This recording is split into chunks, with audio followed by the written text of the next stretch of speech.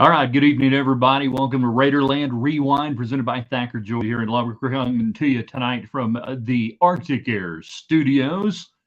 As indeed we are brought to you by where your love story begins. Every great love story begins with Thacker Jewelry, West Texas Legends. All right, we're going to recap Texas Tech and TCU with you. The Red Raiders win at 35-28. Had it all the way, right? Easy, simple. Late in the third quarter, you're wondering what the heck's going to happen. And then the drone show came, and really that's all we needed, right? You just needed a drone show, and Texas Tech would dominate after the drone show. All right, we'll let some folks get in. You guys know what to do, the early arrivals. You give us thumbs up, you give us hearts, you give us whatever. You share it with your friends, you invite them in. Say, hey, man, we're talking some Red Raider football here on the Rewind out of the Arctic Air Studios. James, Troy, Chris getting in on Facebook Live. Those of you on YouTube, those of you on Twitter tonight, if you're joining us on Twitter or YouTube, utilize the United Supermarkets text line 806-772-0197. Get your comments and questions in that way. It's just like the old radio show that way. Helmet sticker to the old possum tonight. The first time we've seen there was a possum years ago, about 20 some odd years ago, maybe more. At the ballpark in Arlington during the Big 12 baseball tournament. This is the first possum on the field at Jones Stadium, to my knowledge, tonight. All right, we'll find out what you liked, what you didn't like, what impressed you the most, all those things in between our recap, your comments, your questions. Does everybody begin? Is everyone in? Shall we begin? Let's do it. In 3, in 2. Good evening, West Texans, all you good, fine, friendly folks out there who wish for. I'm Ryan Hyatt, TheRaiderland.com. This is Raiderland Rewind, brought to you by Thacker Jewelry, West Texas Legends. Visit their showroom. They're on West 82nd Street. Tell them thanks for being a part of Raiderland. We're in the Arctic Air Studios. Hopefully, your air wasn't too Arctic this last weekend. You know, more Arctic air is coming. If your heater can't stand up to it, you need to call the bear. CallTheBear.com. 35-28, Texas Tech wins it. All it took was a possum at a drone show and overcoming some nonsensical decisions again by Texas Tech head coach Joey McGuire to go for it with zero upside. And that would turn into 5 plays later, TCU taking lead, and everybody sitting there going, what in the hell are you doing? Why are you doing this? It had been basically a pretty good pillow fight up until that time. Tonight, make no mistake, these are two not very good football teams that were putting on a not very good football game up until that point. But Texas Tech was controlling the game, absolutely controlling the game with no reason to do it. And yet they did it, and they did it again. And again, it blows up in their face. But this time, Texas Tech able to overcome the decision. Baron Morton and Taj Brooks, and we'll get to Taj Brooks, making it happen. Some big receptions tonight, some long gainers that had been missing really from this Texas Tech offense, playing a pivotal role as the evening went on. So there you go. I mean, what more do you want? Taj Brooks goes over 100. He went over 100 yards like 3 times tonight. He did that old Emmitt Smith thing. I don't know if you guys remember when Emmitt Smith, would get to 101 and then he might lose 2 yards and go back to, and he'd cross the. John Madden always had a lot of fun with that. How many times is he going to rush for 100 yards today? That's 3 times he's rushed for 100 yards. Pretty impressive. So we get you on the United Supermarkets text line. Hopefully you got your tailgating started the right way by going to United. 806-772-0197. Your thoughts, your comments, your questions, anything and everything in between. And so we'll try to get you your comments. Hi, Michelle. Hi, Shannon. Glad you're watching. Ryan is in there. Texas Tech just led Sports Center. Nice. Well, what the hell else is there? The Titans and the Steelers are still playing a really bad NFL game right now. Good Lord. Will somebody put the Steelers offense out of its misery? David, 1 score win should have been 3 scores if they throw that damn book away. And we'll discuss that tonight, because even in a win, it rears its ugly head. And it damn near cost you. If TCU was any better, it would have probably cost you the game at that point. I know that you would have beat a lot of teams after that. And it just makes no sense whatsoever. And I have not heard his post-game comments. I'm sure when you win, nothing stinks. So everything's good. Allen, analytics are just astrology for bad coaches. I like that. John, we win, but we don't have much to celebrate. This team still has a lot to work on. 2 games to get to a bowl game. You got to cobble together 2 wins out of that Kansas, UCF, and Texas stretch coming up. David, there has to be a point where you're not just getting paid this much money to read someone else's analytics chart. I can't offer a counter argument. Cliff Kingsbury, Steelers OC. Why? I mean, Mike Tomlin's never had a losing record. He'll probably hire Kirk Ferentz' son, who just got off to there at Iowa. Off the United Supermarket text line, they make it hard to enjoy a win with some of these game system decisions. I truly do understand. It was just mystifying. What was not mystifying tonight was Texas Tech doing a lot of the things that you need to do to win when you're not making your own. This game is hard enough. Don't make it any harder. The game of football is hard enough. Don't make it harder on yourself. But they were doing a nice job tonight. I thought, let's go back, and they made a not very good offensive team unidimensional, and they weren't very good at throwing it. Hoover ends up tonight 353 yards, but he chunked it 52 times, 32 completions, and a 61% rate, and you get a couple of picks off him. Should have had more. But you completely took away their run game. I said at the end of the first half, this Tech defensive performance at that time reminded me a lot of Waco, and it should because TCU's offense looked a lot like Baylor's. Really one-dimensional. You held them to just 3.2 yards on a rush average. That's really good. That's for a full game. Yards per play was 5.58 for TCU, elevated a little bit, obviously, by the passing yards, 11 on the receiving average. You were at 10-1. Anything above double digits is fine. And then you average 3.5. And this is where you've got lies, damn lies, and statistics. Somebody would look at this game and go, man, you didn't run it very well. 3.5 yards a carry, that's not much. Well, hold up on that car wash for just a second. When you run 34 times with your running backs and another 5 runs by Morton, when you run it that many times, you were running it effectively. You controlled clock with it in the first half. Could have played more complimentary football there in the third quarter, Joey. But throw out that 3.5 average, and it's what you were doing. And it was who was doing it. Brooks was 4.7. So be careful. Be careful how you interpret some stats sometimes. So I thought Tech did a nice job, again, for the most part. This is a win, 35-28, of dictating to TCU. You were in control of this game until you literally just tried to hand it to them on a silver platter there in the third quarter. For no reason, you try to do that. No, but I mean, it's understandable. You don't have a very good punter. You've shown no ability to flip the field. Oh, wait, you have a guy who's going to punt on Sundays, and you have flipped the field on occasions. You've seen it work. You've proved it to yourself. Somebody tickle that man before he does it again.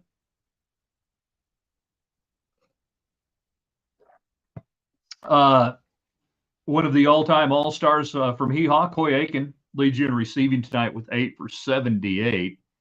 But like I said, with some of the explosive plays, Xavier White with a long of 39 tonight, obviously, the Price reception, and then the McCray touchdown for 44. That ball, and keep your questions, comments, and everything else coming. Fire away. Get me on the United Supermarkets text line. Keep firing away on that. That ball had not been there since the West Virginia game. There's a reason, because Morton couldn't throw it. Morton couldn't throw it. And you finally saw what a moderately healthy Morton could do with the deep ball a little bit. And he threw some, God, I hate sideline passes. As an old, very old guy who hated throwing that route, quarterbacks hate throwing that route. Because about 4 things have to go absolutely perfect to have a chance to gain 5 yards. I'd much rather throw a slant, or I'd much rather have a 1 or a 2 high safety situation where I can throw underneath it than trying to throw those outside routes. But anyhow, you saw the difference. You saw the difference with a healthy Morton in preparation time I think, this week with that.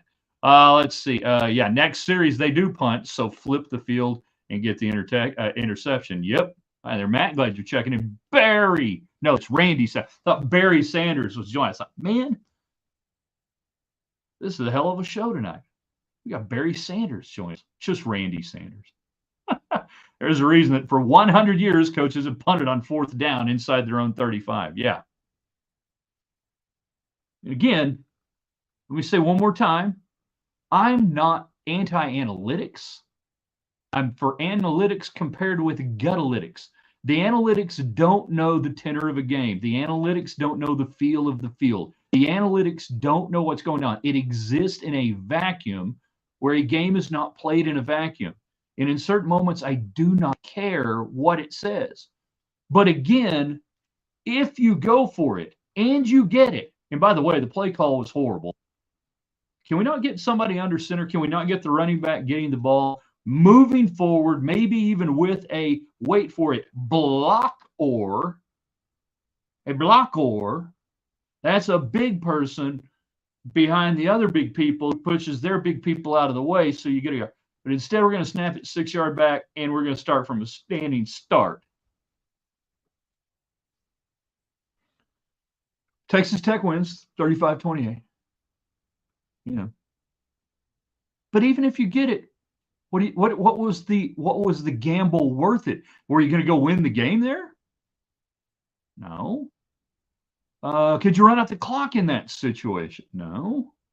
Well, obviously you were just, you were really close to scoring territory and plus territory, and if you got that first down, it was really you're guaranteed a field goal out of that, right? No. None of that. Off the United Supermarkets text line, despite the 2 interceptions, can you help explain how TCU's receivers are always open by at least 5 yards? They run good routes. It's a good offensive system. Your defense at times does look very leaky in coverage. All those things. Morton was pretty good, I thought, tonight. I thought he threw it really well. Freshman quarterbacks lose. Yes, they do. And when you have the best punter in the country, utilize them. Yeah. Joey Lytics seemed to hurt us, and it almost seems like we are watching high school football. Yeah. I mean, I don't know a lot of high school coaches that in that situation would do that. Maybe they would. That's the big knock when things don't go where anything else. He's a high school coach. He got away with this at Cedar Hill. Did he really? Because I don't think so. I doubt it, in fact. Probably never really had to. This all began over the last 5, 6, 7 years. It really began with him under Matt Rule at Baylor. That's where the lytics begin. Why is Kitley still calling? Is he calling the show? Have I missed something? I thought they went for it to there because we weren't able to stop them at the time. Well, then why? Then you definitely punt and make them have to go a long ways. Don't let them go 5 plays. Make them go 15. If they can go 15, yay. Yay. If you get them to do that. 806-772-0197. United text line. You saw the switch at center tonight with Wilburn moving in and Stats moving over. For the most part, I thought the snaps were pretty decent, all things considered. There was that one funny moment. I guess that was in the third. Was that in the third quarter or was that in the second quarter? When was it where everybody jumped? Well, everybody was on the right snap count except for Wilburn, and he didn't snap the ball, and there's just nowhere to hide, really, when that happens and you're the center. That was really, I thought, the only gaffe we might have seen on that changeup. How about Rodriguez stepping up and laying the wood? That's a football term for somebody who's just tuning into the broadcast. And if you are, this is Raiderland Rewind coming to you from the Arctic Air Studios, brought to you by Thacker Jewelry here in West Texas. You have no answers. What do you mean? I have tons of answers. Why is Kitley still calling? He's your offensive coordinator. He's going to be your offensive coordinator. He's not going to be replaced. What do you mean, why is Kitley still calling? I have all the answers, Troy. Answers. But you might not always like the answers I have to some of your questions. But I've always got the answers. Maybe meaningless. What's wrong with the horse? What is it? Lamentitis? I never can say it right. I doubt it ever. Okay, here's strong off the top rope horse opinion. Probably never runs again. Probably should never have been the mount for the Masked Rider. I'm not saying they got sold a pig and a poke on that deal. You did the best you can. You never know how a horse is truly going to handle it. It was from the same bloodlines, as what was it, Midnight Raider? What was it? I lose track of my names. Happy 5-2 was the last one. But I don't think that horse will ever run again. They'll have to get a new horse. Horse comes first. Was Valdez benched after his personal foul? I thought I saw him back out there a couple of times, so I don't know that he was benched. I just know that it was a night where Brooks stayed fresh, and that's been the role so far. Is that you have Valdez out there spelling Brooks here and there, but they caught a lot of heat. Was it K-State? When was it that they had Valdez out there instead of Brooks late in the game? There you go. That's that texter. So the horse wasn't playing possum. No. Helmet sticker to the rally possum. Wasn't really a rally possum, was it? But possum just didn't want to be drug off the field. Ryan says only call I had a problem with was running Barron on 3rd and 4th at the very end. Yeah, didn't like that. And again, we don't always know. I doubt he would check into that play. I thought Morton took more hits than I wanted to see by the time the third quarter had rolled around. That's just me. But I don't know if that was the called play or whether Morton changed it. And I feel like sometimes we pile on these things. And I want to compliment the touchdown run that was really well schemed out. The 9-yard run earlier in the game, where, God bless, motion is a beautiful thing. Motion does so many things. Not just formation shift, but motion. There you go. I'm nuts, man. You don't want any of that. Certainly, if you're a horse and a cattle. So what they did with the formation and the motion by coming across, they chased off the outside backer far enough where there was no second level that you had to worry about if you could get to the edge. And the edge on that play was either going to be a little seal block and you went outside it, or you drove the 7 or the 9 technique, whatever. I'd have to go back and look at it, wherever they ended up playing it, and then you ran underneath him. Either way, it was the movement pre-snap that gave you the opportunity to get there. The motion player, we were talking about the illegal motion or the false starts. Yeah, those. Watching on my phone at work, but glad for the win. Absolutely. And you still got a shot, right? I refuse to believe I live in a world where you can't beat Kansas if you're Texas Tech. So I refuse to believe that you can't beat Kansas. You got to go to Kansas, and it's always been a tough place to play, mainly because it's deader than a doornail there. Firebull fence. Hey, welcome to the party. We've been on since 9:45 for Dallas. You're late to the show. And then UCF, you're better than UCF. You don't want to go down to Austin with bowl eligibility hinging on that. Not saying you can't win, but you really don't want to. Let's see. You can give us some other. You can do some helmet stickers if you want to. Everything else, yes, still a shot at mediocrity. Make no mistake. This is still a disappointing season for a lot of different reasons. That just trying to scratch to a bowl game now, that's not an accomplishment. That's not moving the needle. It's really not moving the program forward. It's quite frankly, it's more or less a step back, in my opinion. Kansas is not so dead now all of a sudden. Yeah, in years past, they'd get a big crowd at halftime because they'd introduce the basketball team. The basketball team was wore out every year by being introduced at halftime, pregame show, during the timeouts. They just damn near killed those guys. Jeff, I like the new mascot we have showing up in the Jones. Where else can you find that? Possums, dime a dozen. Yeah, how about Dr. Skubnik giving the possum a little pat on the back? David Collier with the great quote from here, it's possible. Well done, David. He's still not happy in Lindell. Oh, I'm not saying be happy. You do whatever you want to do. Go to bed the way you feel. Texter on the United Supermarkets text line. From Coach Knight passing to Young winning World Series, and now we have prop 5 on the call sheet. How do Red Raider fans handle the roller coaster emotions? Thanks. I'll hang up to listen. Yeah, kind of interesting times. We will have an in-depth look back on the Knight years later on this weekend.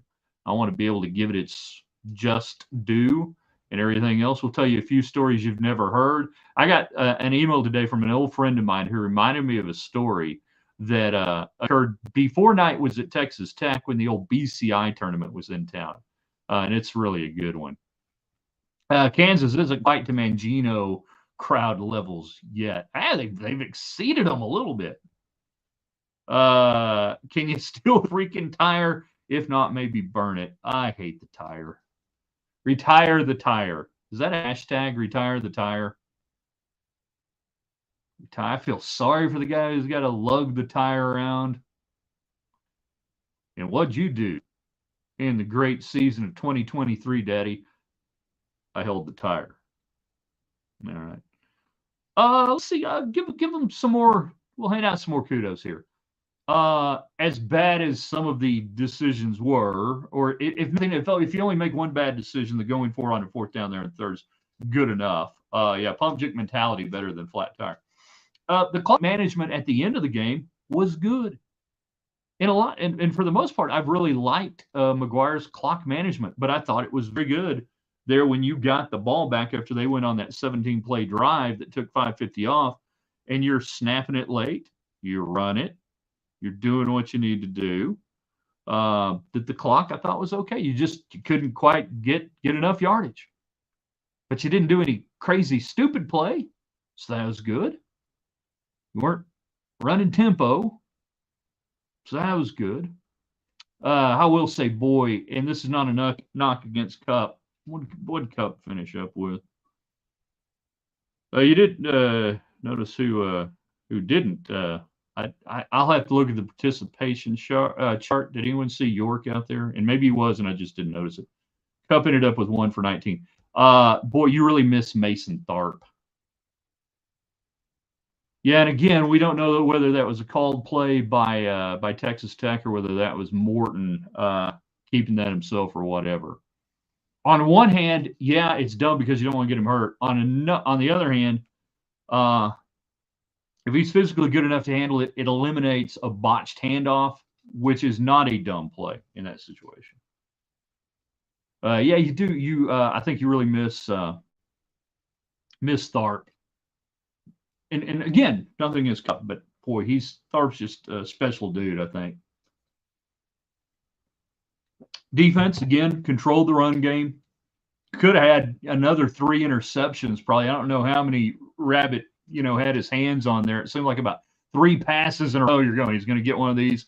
And then you had a lot of free balls that were tipped and PBUs downfield and everything else. With Jake Strong as a backup, it's a dumb play. Yeah, man. It's harsh, but, you got to live with it. By the way, we'll have no daily broadcast tomorrow, senior night for my son, as they wrap up the regular season there, taking on the New Home Leopards. So I will be at the field early, and you guys will just have to deal with a no daily broadcast tomorrow. But like I said, we'll have some stuff for you this weekend. I don't plan on getting the stomach flu like I did last weekend, So we'll have some stuff. We'll have some Bob Knight remembrances. Trying to put together some interesting stuff for you on that. Off the text line, I think we criminally underused Cup and Tharp when healthy. Am I wrong? I don't know if it would reach criminal level. I thought early on they didn't know quite what to do, but then certainly when Tharp was healthy, I thought they were doing a pretty good job scheming up some things. I like him this Tech offense at times with Zach Kitley, to a kid who's got so many toys on Christmas morning. He grabs one, plays with it for a second, grabs this, plays with that. And it's hard to kind of focus in. Better win, Tech or your world champion Rangers? I don't know how you would quantify one versus the other. Senior night in Abernathy, game 412 consecutive. David on the videography. And boy, could we have gotten any better weather for end of the regular season high school football? I mean, I'm going to take a windbreaker. I don't know that I'll need it. I don't know. Depends on how the night goes on. So, and by the way, all right. So I'll put this to a quick vote. When me and my wife go out on the field, pregame, when you do that with your senior football player, do I wear sunglasses or not? Do I wear hat and sunglasses or not? I typically wear a hat at the game. I don't think I'm going to wear the hat. I think I'm going to wear the sunglasses, though. I do think I'm going with the sunglasses, just in case I get a little West Texas in my eye. The wind could kick up. You never know what might happen. Later off wearing my polarized Berkeley fishing sunglasses. You can't beat them. The sun will still be out, and I'll be looking into the sun. So I think I've got justification all the way around. And I wear these sunglasses well into the game until the lights fully come into effect. I'm so used to wearing them. They're polarized. I feel weird not wearing them. And you'll see me down there in the end zone, with the glasses on, and it looks like it's dark all around me, but I keep on wearing them. Need some Coach Prime sunglasses. Your son and daughter went to school with? Man, leave us hanging. I'm going to have to go see Kevin McAlpin, by the way. I've got a pinched nerve muscle deal going on up here, and it doesn't get too bad until I sit here for a little while with you guys. And by the way, most of our apparel that you see brought to you by Boot City, 1 money, save a mile outside the West Loop. They got a great selection in for the fall, great new shirts, and the jacket selection. You need to head on out there. Check that out. Tech wins how many games this year if you were forced to wager? If I were forced to wager, right now I would set it at 5.5, and I'd probably take the under because you've got 2 road games, and I still feel like I don't believe the shirt. The shirt is indeed popping, is it not? Son passed away with cancer. I'm so sorry to hear that. Very sorry. Went to school with. Hold on. I don't know. Went to school with. Still waiting on the with. It's hard to catch up on some things. Hey, Leonard, glad you're out there watching. So, anything we may have missed, this is time we can clean it up here towards the end of the rewind. Nothing else really to follow. Where are we on the NFL horrible game? 20-16 Steelers, 2-minute warning. The Steelers do have the football. They were anywhere from a 2.5 to a 3-point favorite in that game. You guys can get on the United Supermarkets text line, 806-772-0197. There weren't really a whole lot of notable stats tonight, and I'm a stat junkie, and if I can really crawl through and find something, I'll usually roll it to you. I gave you holding them 3.2 on the rush is really big. You kept looking for different things. You dominated time of possession. It could have been more, 34-25 to 23-55. You did have 8 penalties again. I don't want to hear anything about penalties of aggression. I'm going to go Coach Hyatt on you here. All penalties are pretty much stupid. That if you get right down to it, no matter how hard you're playing, no matter that when you get right down to it, it's a penalty, it's a mistake, and they're dumb. And Tech makes too many of them. And a lot of them, you're seeing face mask. The drive extender, by the way, going low on the quarterback, I hate that rule. I hate it. It puts the defender in a horrible situation. But it's a rule. And that may be the closest thing I can have to you're trying to tackle the quarterback and they flag you for it. That's about as close as it gets. Nothing really to be excited about watching the game tonight, especially after a bye week. Hold on. You didn't see the drone show tonight? What? 10th 100-yard rushing game, career Taj Brooks, 1,000-yard rusher. I believe he becomes the 15th 1,000-yard rusher I think that's right. I think I heard that note right. Since the 19th, it really, it's really, I think it's since like 1969 or 70. And now I just blanked out who first, was McCutcheon? Was Doug McCutcheon the first 1,000-yard rusher? We're getting into, this might be in David's territory. This might be David's territory. For some reason, I think Doug McCutcheon was the first 1,000-yard season rusher. You can win a lot of bar bets on that by that. That most people would say it would have been Donnie Anderson. So there you go. But other just hidden numbers, there just really weren't a lot. You took care of the football. You got a couple from them. You could have had more. I mean, if you didn't have a rooting interest in this game, I guess it might have been an interesting game to watch. It wasn't a great, well-played game by any stretch of the imagination. I'm not trying to sell you on that. But, it was an interesting game from that. Maybe it's a Ranger hangover. I do want to talk about Taj Brooks because I wrote this down. The play that he bounces out there on that last drive when they're trying to kill the clock. At 1st and 10, 2nd and 5. 2nd and 5 at the 30. He bounces it out for 19. Yeah, you would think Donnie Anderson. 900 plus, I think, was his best rushing yardage. We've talked about this before. Young coaches, old coaches, show your running backs north, south, all 22 film. It's got to be all 22. You can show it from home high. That's cool.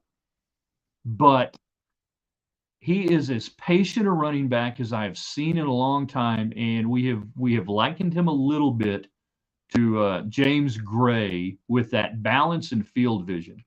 But the key to Brooks, and you can try to coach, but you can just show it to a running back, and it's got to unlock for him. Most young running backs, particularly, the play is designed to go here, and they've been taught and coached, you've got to hit the hole hard. And they run into a smack dab mass of humanity. Might as well have their eyes closed. They don't let the play develop. They don't let the block develop. And Brooks does it so well, and it allows him to cut back. I go back to after the first game, and Joey McGuire talked about how the backside offensive line blocking hurt them because they weren't finishing blocks. They weren't staying on the blocks long enough to allow for the cutback. I think that has tremendously improved as the year has gone along. We talk about this offensive line being a better run block offensive line. But go back and you'll see the replay, and it's the all-22 shot. It's north-south shot. And you'll see Brooks not run into the line, but get up, wait, left side. Hey, I can bounce this up. And he has room to do it. He has the ability to do it. That's hard to teach, man. But if you can show your young running backs how to wait, set up blocks, and give yourself that opportunity, he is as good as anybody I've seen do that in a long time. Off the United Supermarkets text line, how bad were the two spots that went in TCU's favor? I thought they were pretty okay, all things being equal. One was a little generous, maybe. But I think for the most part, the spots were okay. Texter, we played the most mediocre football I've ever seen. Both teams are trash and couldn't win District 19-6A. I think they'd win it by at least a game, maybe 2 games. I really do. It's a tough district, but I think Texas Tech and TCU would both win by at least a game, give or take. There's your man, Jet Troy. Yeah, if you can find film like that, do it. The new guy named Analytics, he's apparently the head coach. We prefer Gutalytics. We prefer the Gutalytics. And these, the company that Texas Tech subscribes to has over 100 colleges that subscribe to their information. It is voluminous. It covers every situation, and it has no idea what's going on in the game at a given time. It's a tool. It's a resource, but it is far too overly utilized. And I'm not against analytics at all. Should we show film of the Nebraska line of running backs from the 80s and 90s? No, because that'll just make us sad. And we'll see some of the greatest run blocking and running of all time.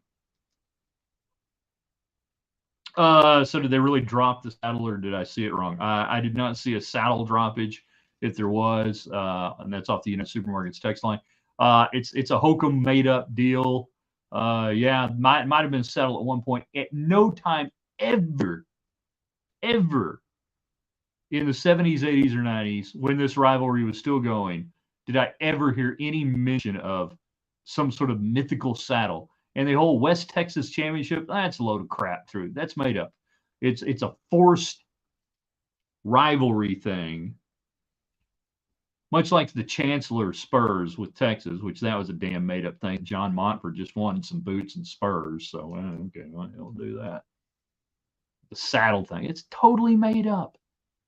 It ain't the old wooden bucket, the little brown jug, the whiskey barrel. It ain't anything like that. Also, you don't want to see film of Nebraska's offensive line in 1994 against Texas Tech, or 2000 for that matter. Is it just me? Are we playing to the level of Centennial Champion? We had a horse ready to go, but the powers that be were gun shy. I don't believe that horse is ready to go. I don't believe that horse is going to go again. I'd be very surprised if that horse goes again. And that's okay by me. I was surprised it came back for the year. I really thought, so they got stuck when they named it Centennial Champion, you know? But hey, they could run a new horse out there for the last game. You guys wouldn't know the difference. 99% of you guys would never know the difference. Trust me. Ugh. Donald getting in late. Late, Donald, late. But here nonetheless. All right, just a couple more minutes. Thoughts, questions, comments, anything else? We get another week. This is kind of cool with the open date, and then this week you get back-to-back weekends in football season where, it's kind of like you can do whatever you want to do. And now that the World Series is over, what else are we going to do? Texter, let's just have the tire rolling out to lead the team out. Joey would love it. Don't give them any ideas. I can see down in the tunnel, the smoke starts going, and then out of the West Texas smoke, tire comes rolling. That'd scare the hell out of those people from UCF. Buddy Dave Volk played for Nebraska, was on the last national championship team. Blow up safeties 30 yards downfield. Yes, they would. That's okay, Don. You can watch the replay later on, theraiderland.com, and check all that cool stuff out.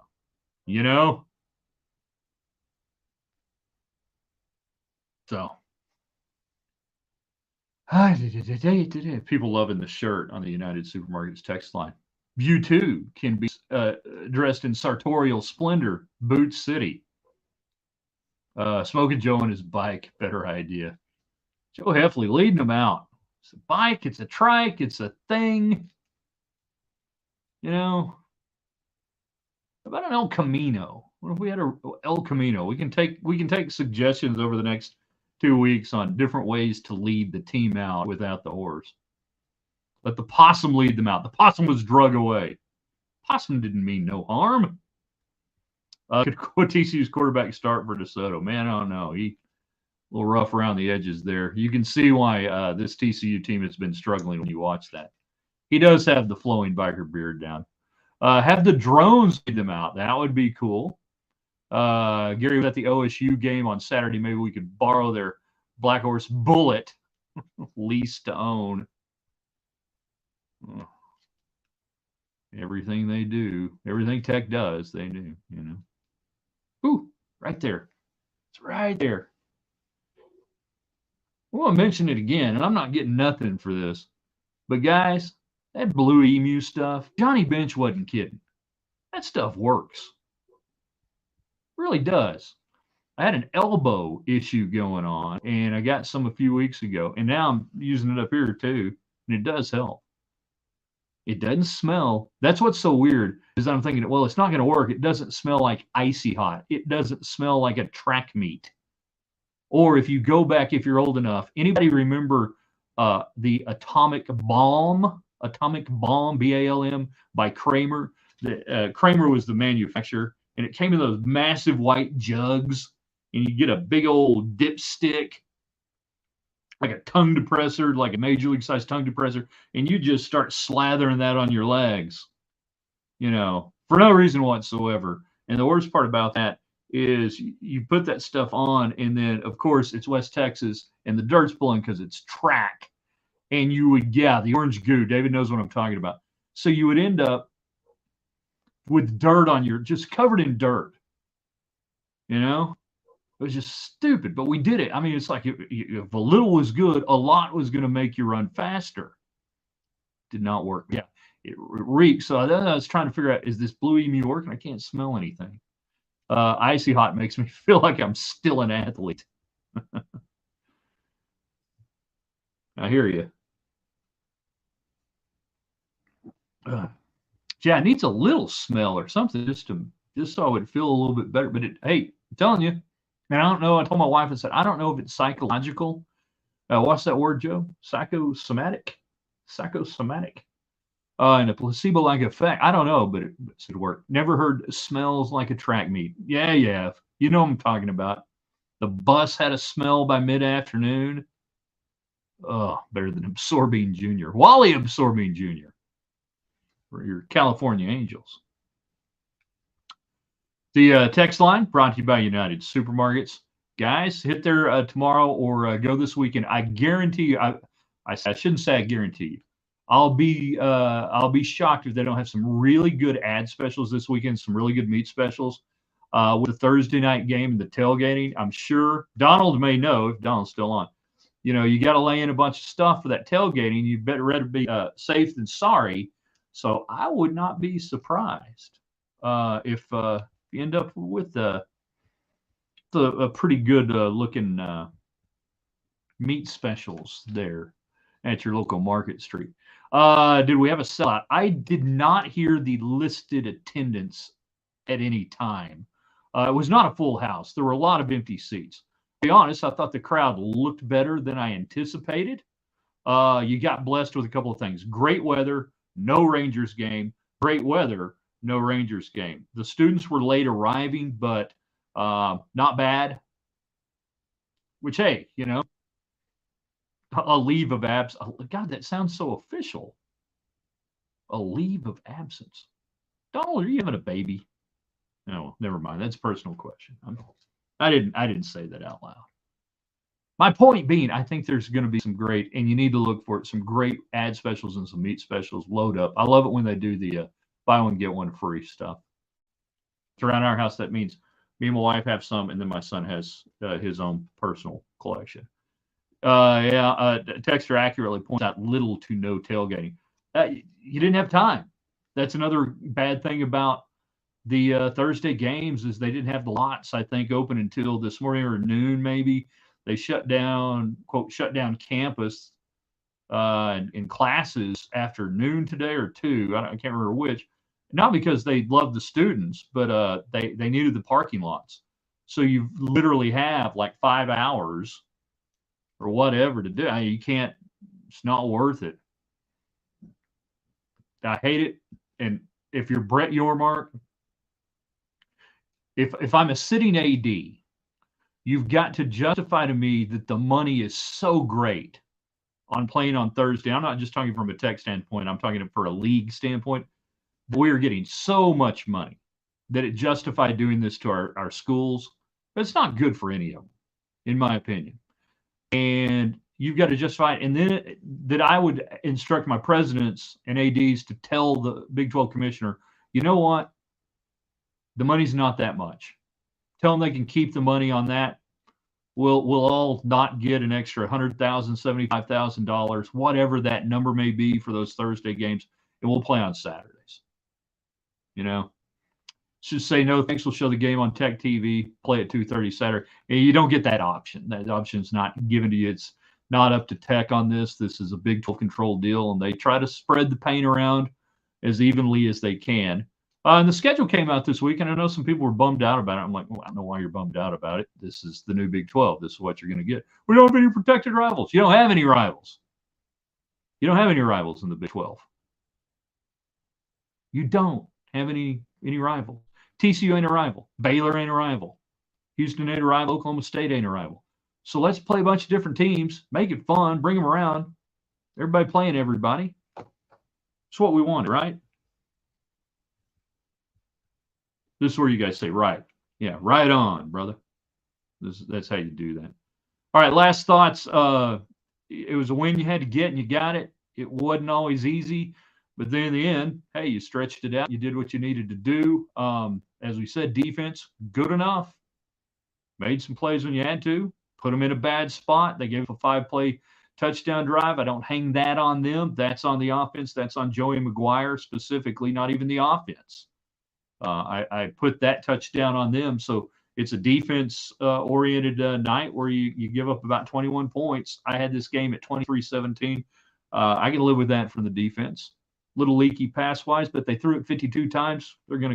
It's still offensive football. They're still going to connect some, Off the text line, unfortunately, the new Big 12 has no rivals. It would dissolve in 2 years once the SEC creates their own college football league. It's going to take at least 7 years for that. It won't dissolve completely. There are rivals in there. Arizona State, Kansas State. Those are legitimate rivals, man. Even Iowa State, Kansas State. People don't realize how big the deal that is. BYU, Utah, Holy War. It's a holy war.